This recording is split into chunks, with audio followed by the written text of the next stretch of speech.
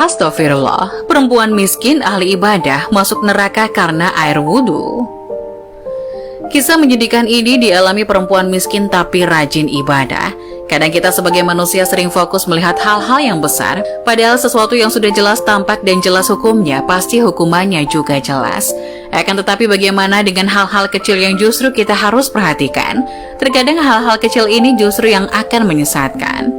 Berwudu adalah kegiatan yang memberikan kebaikan dan banyak manfaat. Dengan berwudu dan menjaga wudu, umat muslim akan tetap suci dalam lindungan Allah. Lantas wudu seperti apa yang menjerumuskan umat muslim hingga ke neraka? Berikut ini adalah cerita tentang dua orang dengan kondisi yang kontras, seorang laki-laki kaya raya dan perempuan papa. Dalam keseharian pun keduanya tampak begitu berbeda. Sang lelaki hidupnya padat oleh kesibukan duniawi, sementara wanita yang miskin itu justru menghabiskan waktunya untuk selalu beribadah.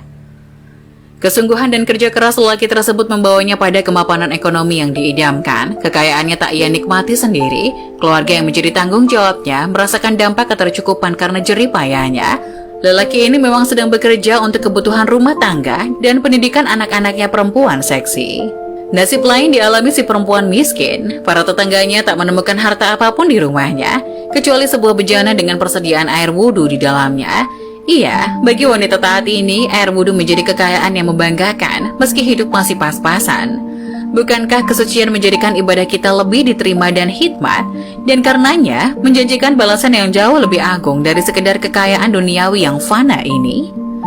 Syekh Abdul Wahab Asy'arani dalam kitab Al-Minah Husaniyah mengisahkan suatu ketika ada seorang yang mengambil wudhu dari bejana milik perempuan itu. Melihat hal demikian, si perempuan berbisik dalam hati, kalau air itu habis, lalu bagaimana aku akan berwudhu untuk menunaikan sembahyang sunnah nanti malam? Apa yang tampak secara lahir tak selalu menunjukkan keadaan sebenarnya. Diceritakan setelah meninggal dunia, keadaan keduanya jauh berbeda. Sang lelaki kaya raya itu mendapat kenikmatan surga, sementara si perempuan papa yang taat beribadah itu justru masuk neraka. Kenapa bisa begitu? Lelaki hartawan tersebut menerima kemuliaan lantaran sikap zuhudnya dari gemerlap dunia. Kekayaannya yang banyak tak lantas membuatnya larut dalam kemewahan cinta dunia serta kebahilan. Apa yang dimilikinya semata untuk kebutuhan hidup, menunjang keadaan untuk mencari ridha Allah. Pandangan hidup semacam ini tak dimiliki si perempuan. Hidupnya yang serba kekurangan justru menjerumuskan hatinya pada cinta kebendaan. Buktinya ia tak mampu merelakan orang lain berwudu dengan airnya, meski dengan alasan untuk beribadah. Ketidakikhlasan adalah petunjuk bahwa ia miskin bukan karena terlepas dari cinta kebenaran, melainkan dipaksa oleh keadaan.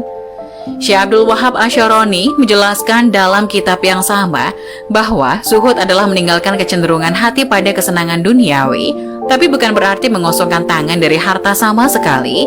Segenap kekayaan dunia direngkuh untuk memenuhi kadar kebutuhan dan memaksimalkan keadaan untuk beribadah kepadanya.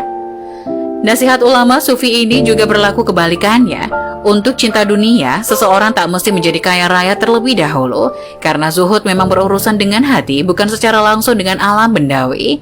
Maka kita harus benar-benar mampu menjaga hati ini dari kecondongan duniawi, agar kita tak sengsara di dunia juga di akhirat. Amin.